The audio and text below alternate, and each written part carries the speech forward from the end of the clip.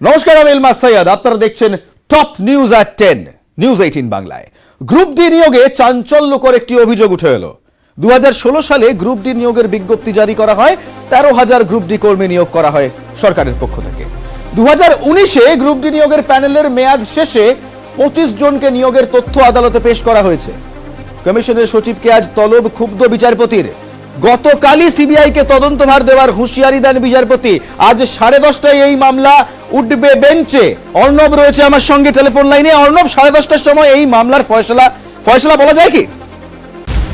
দেখো, কি হবে সেটা বিচারপতি ঠিক করবেন। তবে তুমি যে অনিয়মের কথাটা বললে তা প্রত্যেক সময় বেনজির এই কারণে, তুমি যেমনটা বলে সেটাতে রয়েছে। অর্থাৎ একটা কোন নিয়োগ প্রক্রিয়া, তার প্যানেল সেটা যদি এক্সপায়ার হয়, অর্থাৎ মেয়াদ উত্তীর্ণ হয়, তারপর সেই নিয়োগ প্রক্রিয়াটা শেষ বলা হয়। নিয়োগ প্রক্রিয়া একটা শেষ বা সমাপ্ত হওয়ার পরে কিভাবে 25টা নিয়োগ হলো, এই প্রশ্নের উত্তর দেয় কলকাতা হাইকোর্ট। ইতিমধ্যে দেখা যাচ্ছে স্কুল সার্ভিস কমিশনের যে 5টা রিজিয়নাল অফিস, অর্থাৎ আঞ্চলিক অফিস রয়েছে, কোনোটা দেখা যাচ্ছে ইস্টার্ন রিজিয়নের কারোর রেকমেন্ডেশন রয়েছে, অর্থাৎ নিয়োগের জন্য সুপারিশ রয়েছে, অর্থাৎ তিনি চাকরি করছেন দক্ষিণ জোনে। এটাও কিভাবে সম্ভব হলো? অর্থাৎ সব মিলিয়ে বহুর বাসা রয়েছে এই গ্রুপ ডি রিক্রুটমেন্টকে ঘিরে। এবং স্কুল সার্ভিস কমিশনের দপ্তরে কিছু ছদ্মবেশী দুর্বৃত্ত ঢুকে এমন কাজটা করছে বলেও সন্দেহ প্রকাশ করেছেন বিচারপতি। তাই খোদ এসএসসি সচিবকে আদালতে ডেকে তার কাছ থেকে কৈফিয়ত চান। যদি সেই ব্যাখ্যা বা উত্তর সন্তোষজনক হয়, তাহলে হয়তো এই যাত্রা গ্রুপ ডি রিক্রুটমেন্ট নিয়ে কিছুটা হলেও স্বস্তিতে থাকবে। তা না হলে কিন্তু সিবিআই তদন্তের হুঁশিয়ারি দিয়ে রেখেছেন বিচারপতি গঙ্গোপাধ্যায়। আর কিছুক্ষণ পরই সেই মামলা শুনানি কলকাতা হাইকোর্টে। বেশ, ধন্যবাদ তোমায় অর্ণব। আগামী 2 মাসে এসএসসিতে 15,000 শিক্ষক নিয়োগ করা হবে। আইনি জট কাটলেই শুরু হবে এই নিয়োগ প্রক্রিয়া। বিধানসভায় ঘোষণা করলেন খোদ শিক্ষামন্ত্রী ব্রাত্য বসু। দেখাবো। 2015 সালে এসএসসি পরীক্ষা, তারপর থেকে বারবার আইনি জট, থমকে উচ্চ প্রাথমিকে শিক্ষক নিয়োগ। মঙ্গলবার শিক্ষামন্ত্রী ব্রাত্য বসুর ঘোষণায় অবশেষে আশার আলো। মহামান্য আদালত যেভাবে আমাদের নির্দেশিকা দেবেন, আমরা আশা করছি যে আদালতের হস্তক্ষেপে, আদালতের নির্দেশে আমরা নিয়োগ করতে পারবো। আমাদের মুখ্যমন্ত্রী যে সদিচ্ছা কর্মসংস্থানের ক্ষেত্রে, সেটা বাস্তবায়িত করার জন্য যতদূর যাওয়ার দরকার আমরা ততদূর যাবো, যত তাড়াতাড়ি তত তাড়াতাড়ি। 2015 সালের 16 আগস্ট এসএসসি টেট পরীক্ষা হয়। 2016-র 14 সেপ্টেম্বর ফল প্রকাশ। 19 সেপ্টেম্বর নিয়োগের জন্য বিজ্ঞপ্তি জারি করে এসএসসি। এরপর একাধিকবার হাইকোর্টের দ্বারস্থ হন চাকরি প্রার্থীরা। নিয়োগ প্রক্রিয়ায় অস্বচ্ছতা এবং অনিয়মের অভিযোগ ওঠে। 2019 সালের 4 অক্টোবর হাইকোর্টের নির্দেশে মেধা তালিকা প্রকাশ করে এসএসসি। 2020 সালের 11 ডিসেম্বর নিয়োগ প্রক্রিয়ায় বাতিল করে দেয় হাইকোর্ট। 4 জানুয়ারি আদালত নির্দেশ দেয় আবেদনপত্র খতিয়ে দেখার। এরপর আদালতের নির্দেশেই 21 জুন নতুন করে ইন্টারভিউয়ের বিজ্ঞপ্তি জারি করে এসএসসি। এই ইন্টারভিউ তালিকার স্বচ্ছতা নিয়েও প্রশ্ন তোলেন 18,000-এর বেশি চাকরি প্রার্থী। হাইকোর্টের নির্দেশে অভিযোগপত্র খতিয়ে দেখা শুরু করে এসএসসি। এসএসসির দাবি, ইতিমধ্যেই 13,000 অভিযোগের নিষ্পত্তি হয়েছে, বাকি 5,000 অভিযোগের দ্রুত নিষ্পত্তি হবে। এই প্রেক্ষাপটেই মঙ্গলবার বিধানসভায় শিক্ষক নিয়োগের ঘোষণা শিক্ষামন্ত্রীর। এতে আশায় চাকরি প্রার্থীরা। নিউজ 18 বাংলা। কেন্দ্র গরিব যোজনা বন্ধ করে দিয়েছে, আর তখনই রাজ্য চালু করলো দুয়ারে রেশন। এই রেশন কারা পায়? আম আদমি, খেটে খাওয়া আদমি, যারা 2 টাকার চালটা যাদের সত্যি প্রয়োজনীয়। কিন্তু এই দুয়ারে রেশনকেই এবার কর্মসংস্থান জেনারেট করার হাতিয়ার হিসেবে ইউজ করলো রাজ্য। কেন? প্রত্যেক ডিলার 2 জন করে কর্মী রাখতে পারবেন। অর্ধেক বেতন দেবে রাজ্য সরকার। ঘোষণা করলেন খোদ মুখ্যমন্ত্রী। দেখুন। দুয়ারে রেশন পাইলট প্রজেক্ট শুরু হয়েছে আগে। মঙ্গলবার আনুষ্ঠানিকভাবে এই প্রকল্পের সূচনা করলেন মুখ্যমন্ত্রী মমতা বন্দ্যোপাধ্যায়। 2 জন করে স্টাফ রেশন ডিলাররা নিতে পারবেন। গভর্নমেন্ট অর্ধেক মাইনে দেবে আর আপনারা অর্ধেক মাইনে দেবেন। 10,000 টাকা করে বেতন তাদের দেওয়া হবে। মুখ্যমন্ত্রীর ঘোষণা, রেশন বিলের জন্য ডিলাররা গাড়ি কিনলে 1 লক্ষ টাকা ভর্তুকি দেবে রাজ্য সরকার। এরা যে 5 লক্ষ সরকারি পদকে কার্যত ধ্বংস করা হয়েছে। বহু জায়গায় শূন্য পদ ওই অবস্থাতেই আছে, কোনো নিয়োগ নেই। মা দুর্গার চক্ষুদান করছেন, কিন্তু মুখ্যমন্ত্রীকে আজ পর্যন্ত দেখা যায়নি তিনি কোনো বড় কারখানার দ্বার উদ্ঘাটন করেছেন। 1 মাসের মধ্যেই দেখতে পাবেন দুয়ারে রেশন পরিকল্পনার বাস্তব চিত্রটা মানুষের সামনে উঠে আসবে, তখন এ নিয়ে পর্যালোচনা করা। নানা সময় রেশনে দুর্নীতির অভিযোগ উঠেছে। রেশন বণ্টনে বেনিয়মের অভিযোগও উঠেছে বারবার। দুয়ারে রেশনের আনুষ্ঠানিক সূচনার দিন কড়া বার্তা দিলেন মুখ্যমন্ত্রী। বুঝিয়ে দিলেন সাধারণ মানুষের দুয়ারে রেশন পৌঁছে দিতে হবে, এর অন্যথা যেন না হয়। এরপরে আর কিন্তু কিন্তু হবে না, এরপরে কিন্তু কাজটা হবে, এবং কাজটা করতে যেন কেউ বাধা দেবেন না। আমি কিন্তু কাজটা করব, এবং করব যখন বলেছি করব। করোনাকালে অসহায় মানুষের পাশে দাঁড়াতে বিনামূল্যে রেশন দেওয়া শুরু করে কেন্দ্রীয় সরকার। 30শে নভেম্বরের পর থেকে যা বন্ধ। তৃণমূল সরকার কিন্তু বিনামূল্যে রেশন বিলি চালু রাখছে। এবার থেকে রাজ্য জুড়ে দুয়ারে রেশন। নিউজ 18 বাংলা। দিল্লির রাজনীতিতে একটা কথা ভারী প্রচলিত, ক্রোনোলজিটা বুঝুন। তা এই খবরের ক্রোনোলজিটাও বুঝুন। সরকার, কেন্দ্র সরকার বন্ধ করলো গরিব যোজনা, রাজ্য সরকার শুরু করলো রেশন, দুয়ারে রেশন। কেন্দ্র সরকার কিংবা বিজেপি তারা বলল এখানে কর্মসংস্থান নেই, এই দুয়ারে রেশনকে হাতিয়ার করে কর্মসংস্থান জেনারেট করলো রাজ্য সরকার। আর তারপরেই বিজেপি নেমে পড়লো আসরে। কি বলছে দিলীপ ঘোষ? বলছেন রেশন ডিলারদের ভয় দেখিয়ে বেশি দিন সরকার চালানো যায় না, সবটাই লোক দেখানো। আর কুণাল ঘোষ পাল্টা বলছেন নিজের দল সামলান। দেখুন। দূরে দূরে বাড়িঘর, আমাদের এখানে নিউ টাউনে যদি কেউ দেখে কোথায় জলার মধ্যে ঘর আছে, সে কি করে রেশন পাবে? কে পৌঁছে দেবে? এখানে 7 তলার উপরে কে পৌঁছে দেবে? প্রশ্ন হচ্ছে এটাই। তো সেই জন্য যাদের সত্যি সত্যি দরকার আছে তাদের আলাদা করে করা উচিত। ভয় দেখিয়ে ধমকে বেশি দিন সরকার চালানো যায় না, কারণ রেশন ডিলারদের সঙ্গে হাজার হাজার লোক যুক্ত, সমস্ত মানুষ যুক্ত আছেন। তারা যদি খুশি না হয়, তারা যদি ঠিকমতো ব্যবস্থা না করে, সাধারণ মানুষেরই কষ্ট বাড়বে। আমি জানি না কে বুদ্ধি দিচ্ছে এগুলো, কোথাও এটা সফল হয়নি। দিল্লিতে তো কোর্ট অর্ডার দিয়ে সেটা বন্ধ করার জন্য। মমতা বন্দ্যোপাধ্যায়ের একের পর এক স্কিম, সেটা তো নকল করছেন, ডুপ্লিকেট করছে আপনাদের সরকার। আপনি দেখুন না, এখানকার দিদিকে বলো, ওটা ত্রিপুরায় নকল করতে গেল দাদাকে বলো। এখানকার দুয়ারে সরকার গোয়া করছে, দুয়ারে রেশন প্রধানমন্ত্রী নিজে নামতে যাচ্ছেন। তো এগুলো দিলীপবাবু লজ্জা করছে না? একের পর এক মডেলকে তো সাকসেসফুল করে দেখাচ্ছেন।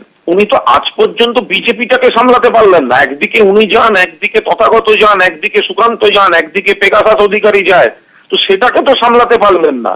তো সেটা আগে সামলান না। এত মানুষের কাছে একটা মডেল প্রজেক্ট এই দুয়ারে রেশন, সেটাকে ওয়েলকাম করুন।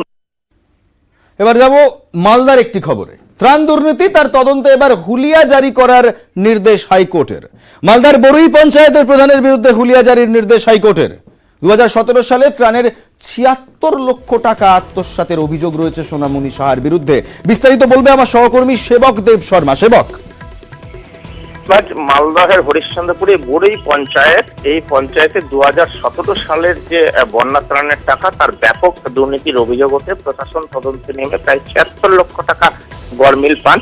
মূলত এই সময় যাদের ঘর আংশিক ক্ষতিগ্রস্ত হয়েছিল তাদের 33, এবং যাদের পূর্ণ ক্ষতি হয়েছিল তাদেরকে 70,000 টাকা করে সরকারি সাহায্য বরাদ্দ করা হয়েছিল। প্রায় 4,000-এরও বেশি উপভোক্তা ছিলেন। কিন্তু যেটা অভিযোগ উঠে যে একই উপভোক্তার অ্যাকাউন্ট দেখিয়ে বারবার টাকা তুলে আত্মসাৎ করা হয়েছে। প্রশাসন প্রাথমিক তদন্তের পর এফআইআর দায়ের করে, কিন্তু তারপর গত 2 মাসে তাকে এই তৃণমূল প্রধানকে গ্রেফতার করতে পারেনি পুলিশ। পুলিশের তরফ থেকে এই মর্মে রিপোর্ট দেওয়া হয়েছিল আদালতকে। এরপরে আদালতের নির্দেশে হুলিয়া জারি হয়েছে। সেই নোটিশ প্রধানের বাড়িতে এতে এসেছেন হরিশ্চন্দ্রপুর পুলিশের কর্তারা, এবং নজরদারি বাড়ানো হয়েছে। বেশ, ধন্যবাদ তোমায় সেবক। আর যে কোনো দুর্নীতির মতো এই দুর্নীতির পেছনেও রয়েছে তৃণমূল এবং বিজেপির উভয় পক্ষের বক্তব্য। রূপেশ আগরওয়াল বিজেপি এবং মানিক দাস তৃণমূলের কি বলছেন শোনাবো। 2017 সালে যে বন্যা হয়েছিল, সেই বন্যায় ক্ষতিগ্রস্তরা যে ত্রাণ পাওয়ার কথা, সেই ত্রাণের টাকা সঠিক লোক পায়নি। এই নিয়ে একটা মোকদ্দমা হয়েছিল। মোকদ্দমাতে আজ হাইকোর্ট একটা রায় দিয়েছে, হুলিয়া জারি করে কোনো লাভ হবে না। এদেরকে ধরলে পরে আসল যারা দোষী আছে, তৃণমূল কংগ্রেসের যারা তাবড় তাবড় নেতা, তাদের নাম ঝুলি থেকে বেরিয়ে আসবে। টোটালটাই আদালতের বিচারাধীন। তো আদালত যখন কাজটা করছে, আদালতের বাইরে গিয়ে আমি কথা বলতে পারবো না। আদালতের কাজ করবে, আইনের পথে চলবে। বিধানসভা ইলেকশনের আগের হাওড়া আর বিধানসভা ইলেকশনের পরের হাওড়া কিন্তু বিজেপির জন্য একেবারে আলাদা। কারণ হাওড়া হয়ে যাচ্ছে বিজেপির মাথা ব্যথার কারণ এবার পদত্যাগ করলেন বিজেপির হাওড়া জেলা সম্পাদক বিমল প্রসাদ। দলের সব পদ থেকে তিনি সরে দাঁড়িয়েছেন এবং জানিয়েছেন বিজেপির হাওড়া জেলা সভাপতিকে বহিষ্কারের প্রতিবাদেই তার এই সিদ্ধান্ত বলে জানিয়েছেন বিমল প্রসাদ। হাওড়া জেলা সভাপতি সুরজিৎ বাবু যিনি নিউজ 18 বাংলায় শুভেন্দু অধিকারীর বিরুদ্ধে মুখ খোলার জেরে বহিষ্কৃত হন। দেবাশিস রয়েছে আমার সঙ্গে এই মুহূর্তে টেলিফোন লাইনে। দেবাশিস, তার মানে সংগঠন হাওড়ায় বিজেপির খুবই নড়বড়ে। অবশ্যই এই মুহূর্তে দাঁড়িয়ে বলা যেতে পারে বিজেপি যে হাওড়া জেলার সংগঠন বা বিজেপির অস্তিত্ব বজায় রাখাটাই কিন্তু এখন দায় হয়ে পড়লো। তোমাকে বলে রাখি, ইতিমধ্যে আরো বেশ কয়েকজন পদত্যাগের ইচ্ছা প্রকাশ করেছেন। ওবিসি মোর্চার সম্পাদক বা সভাপতি তিনিও কিন্তু চেষ্টা প্রকাশ করেছেন যে তিনিও কিন্তু এই পদ থেকে অব্যাহতি চাইছেন। আরো বেশ কয়েকজন তোমায় যদি একটু মনে করিয়ে দিই, তুমিও সেই সময় ছিলে, আমিও সেই সময় ছিলাম, ঠিক ইলেকশনের আগের সময় যখন রাজীব বন্দ্যোপাধ্যায় হাওড়া থেকে জয়েন করছে বিজেপিতে প্রায় পোস্টের বয়, তখন বিজেপির হাওড়ার কনফিডেন্স অন্য লেভেলে। সেই রাজীব বন্দ্যোপাধ্যায় এখন তৃণমূলে ফিরে এসেছেন। সুরজিৎ শাহ তাকে বহিষ্কৃত। একের পর এক নেতা কর্মীদের মনে ক্ষোভ বাড়ছে। নেতৃত্ব কিন্তু অনেকবারই বলছেন যে নড়বড়ে সাংগঠনিক পরিকাঠামো। তাহলে বিজেপি হাওড়ায় কি জমি হারাচ্ছে? অবশ্যই একেবারে যে সংগঠনটা তৈরি করে বিধানসভায় একটা ইতিবাচক রূপ তৈরি করেছিল, যে বিধানসভা ভোটের আগে যে বিজেপি হয়তো বেশ কিছু আসন তারা কিন্তু ছিনিয়ে নেবে এবং বেশ কয়েকটি জায়গায় যেখানে উত্তর হাওড়া বালিতে ভোটের সংখ্যা কিন্তু লোকসভার পর থেকে অনেকটাই বেড়ে গেছিল। সামনে হাওড়ায় পুরো ভোট, সামনে হাওড়ায় পুরো ভোট, তাহলে সেই পুরো ভোটে এর প্রভাব নিশ্চয়ই পড়বে।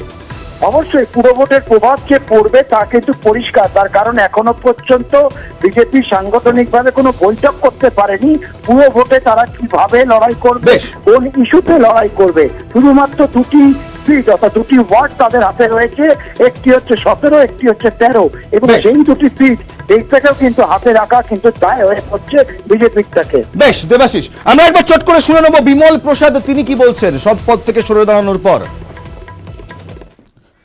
আজকে আমি আমার সমস্ত দায়িত্ব থেকে ভারতীয় জনতা পার্টি থেকে আমি রেজিগনেশন তাই কারণ লাস্ট কিছুদিন ধরে যেভাবে আমাদের জেলায় একটা রাজনৈতিক চাপাউন্তা চলছে, আমাদের জেলা সভাপতিকে আমাদের সমস্ত কার্যকর্তাকে যেভাবে দোষারোপণ করা হয়েছে সেটা আমি মেনে নিতে পারছি না। আমার জেলা সভাপতি যে প্রতিবাদ করেছিলেন সেই প্রতিবাদকে সমর্থন জানাচ্ছি। আর রাজ্যে ফিরল শীতের আমেজ। ফের কলকাতায় রাতের তাপমাত্রা 20 ডিগ্রির নিচে নামলো। 6 দিন পর কলকাতায় সর্বনিম্ন তাপমাত্রা স্বাভাবিকের থেকে কম 18.7 ডিগ্রি সেলসিয়াস। আরো 3-4 দিন মনোরম পরিবেশ থাকবে বলছে হাওয়া দফতর।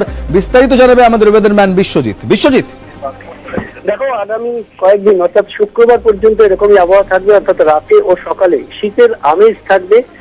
গত 6 দিন যাবৎ কলকাতার তাপমাত্রা স্বাভাবিকের ওপরে ছিল, স্বাভাবিকের নিচে নেমেছে। আজ 18.7 ডিগ্রি সেলসিয়াস। সকালে তাপমাত্রা স্বাভাবিকের থেকে 1 ডিগ্রি কম। আর উত্তরে হাওয়া বইছে, এর ফলে রাতে ও সকালে ছিল গত কয়েকদিন আগে সেই শীতের আমেজ ফিরেছে। হেমন্তের পরিবেশ থাকবে রাজ্যে, বাংলা জুড়েই এই পরিবেশ শুক্রবার পর্যন্ত থাকবে। তবে শুক্রবারের পর থেকে আবারও নিম্নচাপের পরোক্ষ প্রভাব, যে নিম্নচাপ রয়েছে বঙ্গোপসাগরে তার পরোক্ষ প্রভাবে পূবালি হাওয়ায় জলীয় বাষ্প ঢুকবে। উপকূলের জেলাগুলি ও সংলগ্ন জেলাগুলিতে মেঘলা আকাশ হতে পারে সপ্তাহান্তে। আর রাতের তাপমাত্রাও বাড়বে। বেশ ধন্যবাদ তোমায় বিশ্বজিৎ। আর এই মুহূর্তে আমি যে ছবিতে চোখ রেখেছি জলপাইগুড়ি শহরের ছবি, অত্যন্ত মনোরম ছবি। সেখানেও কিন্তু সকাল থেকেই ঘন কুয়াশা, কুয়াশাতে ঢেকেছে ডুয়ার্স সহ ধূপগুড়ি। সমস্ত জাতীয় সড়ক থেকে রাজ্য সড়ক কুয়াশাচ্ছন্ন, দৃশ্যমান্যতা কম থাকায় ভোরের দিকে লাইট জ্বালিয়ে যান চলাচল করছে। আর একই সঙ্গে চোখ রাখবো কোচবিহারে। কোচবিহারেও শীতের আমেজ। গরম পোশাক গায়ে সাগরদিঘির পাড়ে প্রাতঃভ্রমণ করতে দেখা গেল কোচবিহারবাসীদের। মানুষ কি বলছেন দেখাবো।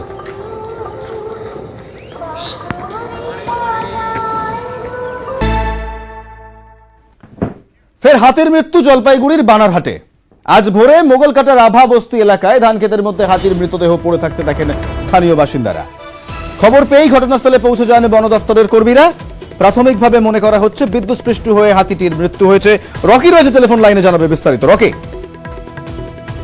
সাত সকালে জলপাইগুড়ি বানহাট মরাঘাটের রেঞ্জের অন্তর্গত তোতাপাড়া বিটের রাভাবস্তিতে সাত সকালেই ধানের জমিতে হাতির মৃতদেহ দেখতে পায় গ্রামের স্থানীয় বাসিন্দারা। রীতিমতো চাঞ্চল্য ছড়িয়ে পড়ে গোটা এলাকায়। প্রথমে স্থানীয় বাসিন্দারা মরাঘাট রেঞ্জে খোঁজায় এবং সেখান থেকে এবং ওয়াইল্ড লাইফ ডিপার্টমেন্টের স্কোয়াড বিন্নাগুড়ি সেখান থেকে কর্মীরা আসে এবং আধিকারিকরাও এসে পৌঁছেছে বর্তমানে এবং যা অনুমান করা হচ্ছে খাদ্যের খোঁজেই পার্শ্ববর্তী জঙ্গল থেকে হাতিটি গ্রামে চলে এসেছিল এবং এর সাথে বলে রাখতে চাইবো যে ফরেস্টের পাশে যে গ্রামগুলি রয়েছে সেখানে কৃষি জমি ক্ষেত বাঁচানোর জন্য অবৈধ বিদ্যুতের তার সেখানে লাগিয়ে রাখা হয়। এর আগেও মৃত্যুর ঘটনা এরকম ভাবে ঘটেছে। ধন্যবাদ তোমায় রাখি। অনুমান করে না ডেলি হাতি আসে। কেন আসে হাতি এখানে? ধান খেতে আসে, ক্ষুধার জ্বালায় আসে ধান খেতে। জঙ্গলে কি খাবার নেই? জঙ্গলে তো খাবার নেই, কি খাবে এখানে তো সব লড়ং জঙ্গল, এটা তো খাই পেট ভরবে না। এটা মেল বয়স আপনার 15 থেকে শুরু। এমনি 10-12টা দল ছিল এখানে, দল হাতি। এখন ওখান থেকে একটা সিঙ্গেল আসছে কিনা সেটা মানে সার্চ করে দেখা হচ্ছে যে দল ছিল কি। এটা এমনি ইলেকট্রিশিয়ান মনে করা হচ্ছে আর কি, কারণ একটু বার্ন ইনফ্লেশন আছে, এখন টোটালি বলা যায় না। তারপরে দেখছি আর এই যে ছবি আমরা দেখছি, এই হাতির দল হচ্ছে আউশগ্রাম দাপিয়ে বেড়ানো হাতির দল। এখনো আউশগ্রামে দাপিয়ে বেড়াচ্ছে হাতির দল। বাঁকুড়ামুখী করতে পারেনি বন দফতর। বিঘের পর বিঘে জমির ধান নষ্ট হচ্ছে, ক্ষতির মুখে পড়ছেন কৃষকরা। আউশগ্রামের ভালকিবাচান এলাকায় রয়েছে প্রায় 61টি হাতি। বন দফতর হাতির দলকে বাঁকুড়ার জঙ্গলে ফেরত পাঠানোর চেষ্টা করছে। দলে 14 দিনের শাবক থাকায় সমস্যায় পড়ছেন বনকর্মীরা।